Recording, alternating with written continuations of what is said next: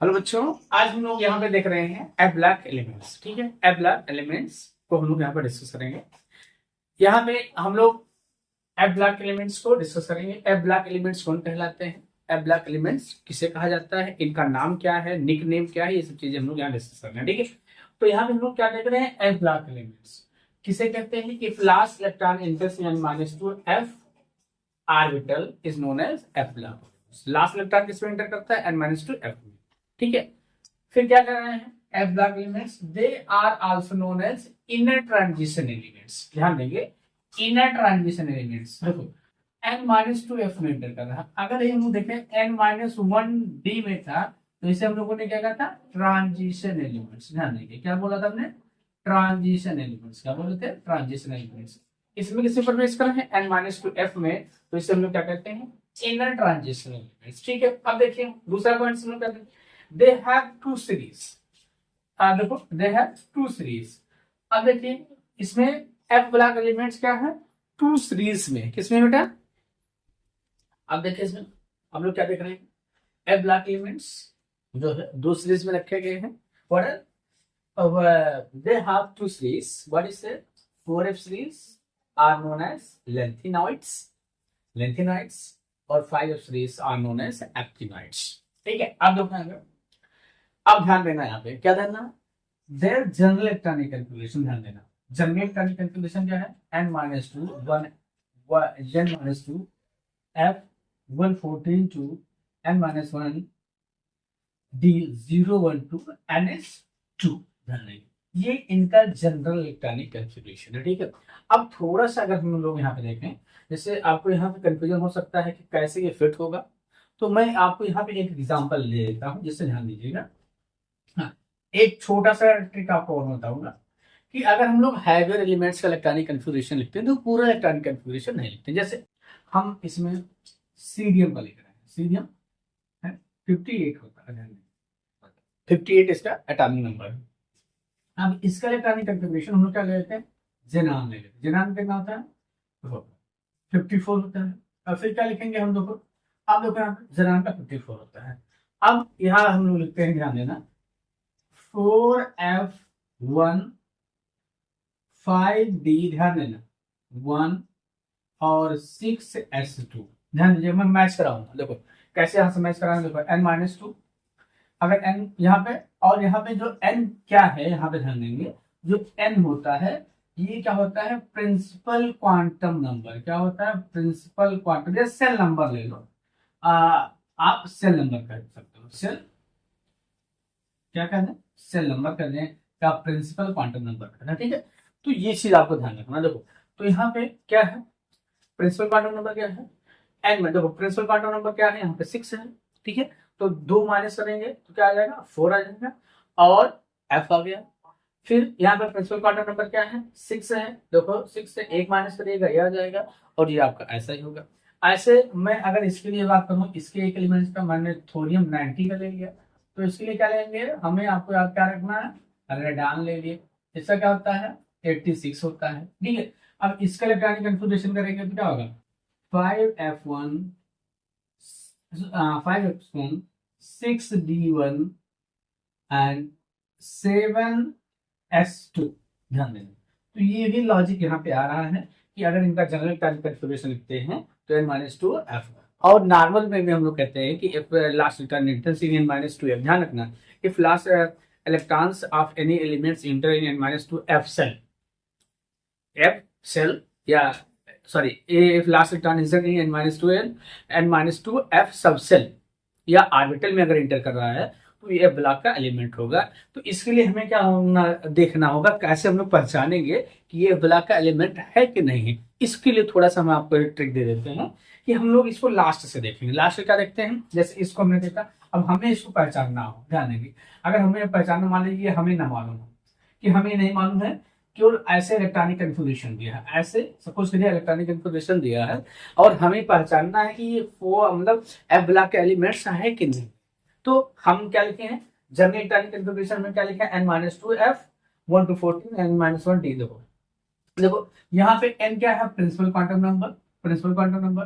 तो यहाँ पे देखिए, आप देखिए n की वैल्यू क्या है, यहाँ पे 6 है। ठीक है, टेक्निकल रिसोर्स, ये बात सही है। फिर यहाँ पे डी देखो यहाँ पे n-1d, तो इसमें मतलब क्या होगा, 6 से 1 घटा दें तो 5 आ जाएगा, तो 5d1 हो गया, बिल्कुल सही है। अगर फिर हम लोग क्या करें, n से क्या घटा दें, 2 घटा दें तो f आ जाएगा। इसमें मतलब क्या हो गया कि अगर यहाँ पे हम लोग ये इलेक्ट्रॉनिक कन्फिग्रेशन देखें, ध्यान दें, ये इलेक्ट्रॉनिक कन्फिग्रेशन देखें, तो हम लोग कह सकते हैं कि ये क्या है, एफ आर्बिटल। दूसरा चीज हम आपको बता दें, अगर इससे क्लियर नहीं हो पा रहा है, दूसरा चीज हम बता देते हैं आपको, ठीक है। अगर ध्यान देंगे, देखो सबसे लास्ट में ध्यान देंगे, सबसे लास्ट में क्या हो, ध्यान देंगे, सबसे लास्ट में 6s2 हो, मतलब s2 हो, उसके पहले ध्यान देना, देखो यही मेन पॉइंट है। अगर लास्ट में क्या हो, ns2 हो, उसके पहले d ऑर्बिटल इनकम्प्लीट हो और f ऑर्बिटल इनकम्प्लीट है, तो हम लोग कहते हैं कि ये ब्लॉक एलिमेंट। पुनः एक बार ध्यान देना, इस चीज को विशेष ध्यान देना। जैसे मान लीजिए लास्ट में इलेक्ट्रॉनिक कन्फिग्रेशन क्या हो, ns2 हो, और उसके पहले d क्या हो, d इनकम्प्लीट हो और f भी क्या हो, इनकम्प्लीट हो, तो उस एलिमेंट को हम लगाएंगे एफ ब्लॉक का एलिमेंट्स कहेंगे, ठीक है। तो ये चीज थोड़ा सा हमारे पास था, उसको हमने आपको बताया था, ठीक है। अब देखिए हम लोग किस पे मूव करते हैं, लेंथेनाइड्स पे मूव कर रहे हैं। What we have seen lanthanides, what about lanthanides? Lanthanides are resemble to one another than other series elements, मतलब और सीरीज, और जैसे आप लेंथेनाइड के अपेक्षा ट्रांजिशन एलिमेंट्स देखते हैं, पी ब्लॉक एलिमेंट्स देखते हैं, उनकी तुलना में इस सीरीज के एलिमेंट्स जो एक दूसरे के ज्यादा रिजेंबल, ज्यादा आइडेंटिकल होते हैं, ठीक है। दे पॉजेस ओनली वन स्टेबल, और भी स्टेबल ऑक्सीडेशन स्टेट शो करते हैं, लेकिन +3 ऑक्सीडेशन स्टेट इनका क्या होता है, मोस्ट स्टेबल होता है, and they are also called rare earth elements. इन्हें हम लोग क्या कहते हैं बेटा, रेयर अर्थ एलिमेंट्स कहते हैं। तो इसमें हम लोग क्या देख रहे हैं बेटा, देखो यहाँ पे कुछ पॉइंट्स इसके बारे में हम देखते हैं। देखो अगर हम लोग यहाँ पे देखें, ठीक है, तो इसके बारे में हम लोग इलेक्ट्रॉनिक कन्फिग्रेशन, चूंकि इसमें एक्सेप्शनल चीजें हैं, तो इसको हमको यहाँ पे डिस्कस करना ही पड़ेगा, ठीक है। क्या क्या एक्सेप्शन है मैं उसको आपको क्लियर कर देता हूँ। देखो यहाँ पे इसीलिए इस टॉपिक को हमने रखा है। देखो इलेक्ट्रॉनिक कन्फिग्रेशन, लेंथेनाइड्स का इलेक्ट्रॉनिक कन्फिग्रेशन क्या है, ये है 4f1 to 14, 5d0 to 1 and 6s2, ये जनरल इलेक्ट्रॉनिक कन्फिग्रेशन है। एक से एक्सेप्शन है, देखो यहाँ पे इसे लेंथेनाइड्स क्यों कहा जाता है, क्योंकि लेंथेनाइड्स को फॉलो करते आगे बढ़ते हैं, इसलिए इसे लेंथेनाइड्स, ये लेंथेनाइड्स से स्टार्ट होते हैं, इसलिए इसे लेंथेनाइड्स कहा जाता है। लेकिन एक्चुअल में 14 एलिमेंट्स है, यहाँ से लेकर वहां तक कंसिडर किया जाता है, ठीक है। अब देखिए यहाँ पे in these elements last electron enter in 4f, देखो जिसमें 4f में इलेक्ट्रॉन इंटर कर रहा है, ध्यान देंगे, टिल एट्रीबियम, ध्यान देना, देखो यहाँ ध्यान कह रहा है कि इस सीरीज में जब इलेक्ट्रॉन्स 5f ऑर्बिटल में इंटर करना स्टार्ट करता है, तो ये कहां से, सीरियम से लेकर और एट्रीबियम तक, एट्रीबियम तक इंटर करता है। 1 2 3 4 5 6 7 8 9 10, देखो यहाँ 8 गैप है, 7 के बाद 9 है, ध्यान रखना इस चीज को मैं इंडिकेट कर दिया, इस चीज को इंडिकेट कर दिया हमने, ठीक है। फिर क्या है 10 11 12 13 14 और 14 फिर यहाँ पे, तो इसका मतलब क्या हो गया कि इसमें ध्यान देंगे कि इसमें इलेक्ट्रॉनिक कन्फिग्रेशन करते हैं, तो लेंथेनम में एफ सबसेल नहीं है, फिर है एफ सबसेल नहीं है, इलेक्ट्रॉन एफ में इंटर नहीं करता, ठीक है।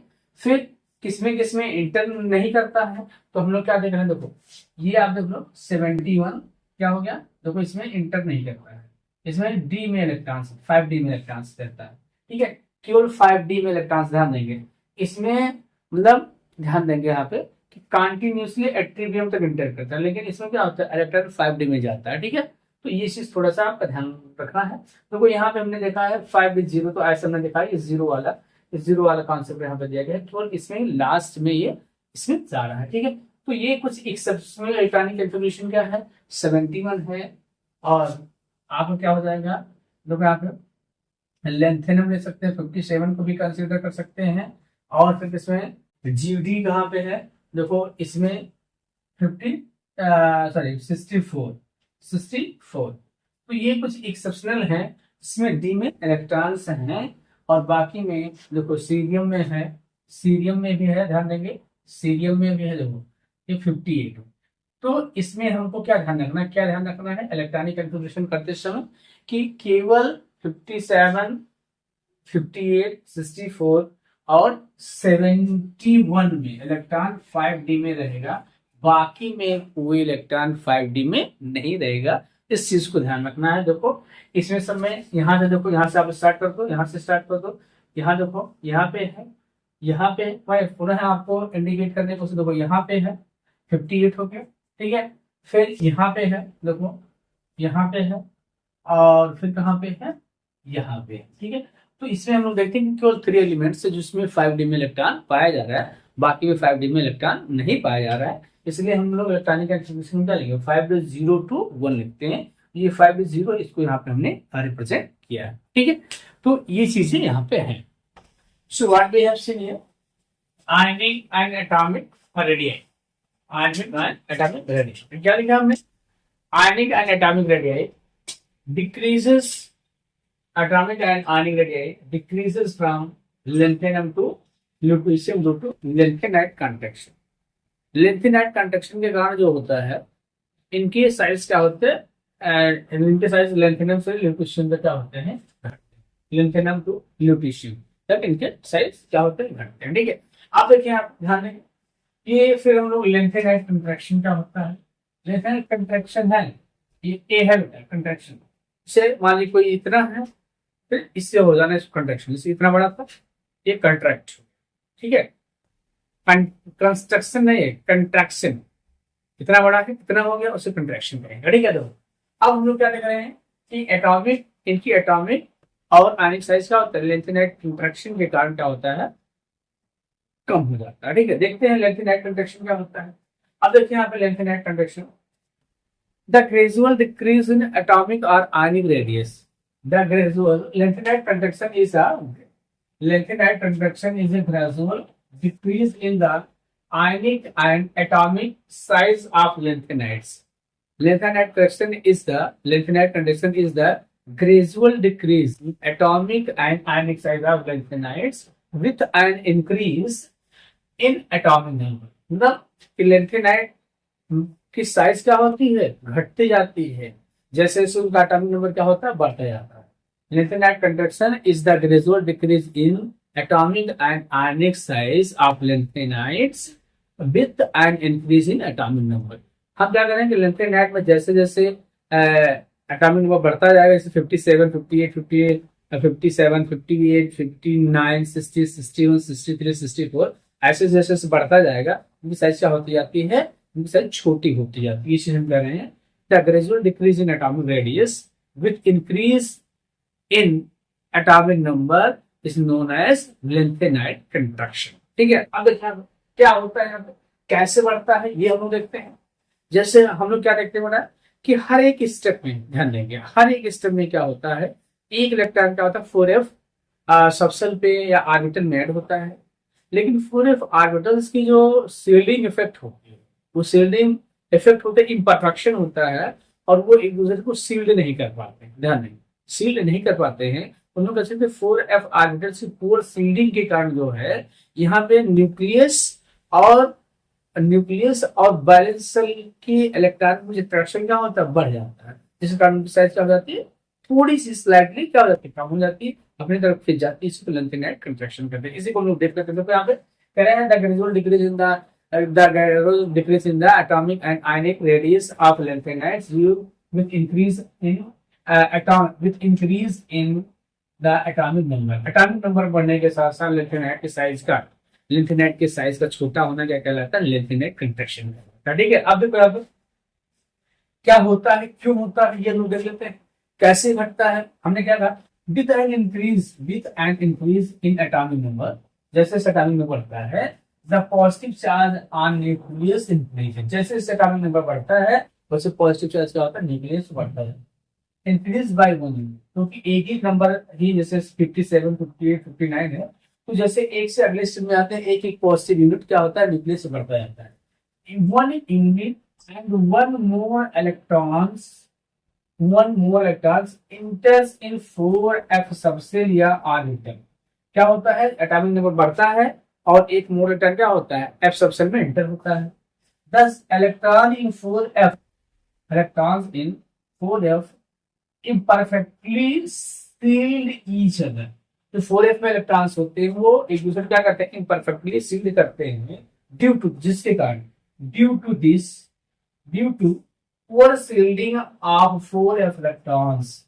4f इलेक्ट्रॉन क्या होते हैं, सील्डिंग पुअर होती है due to poor shielding of 4f electron, the charge on electron due to increase of nuclear charge. ठीक है, ड्यू टू ध्यान देंगे बेटा, थोड़ा सा यहाँ पे ध्यान देंगे। देखो, the electron in 4f electrons in perfectly shielded due to poor shielding effect, due to poor shielding of 4f।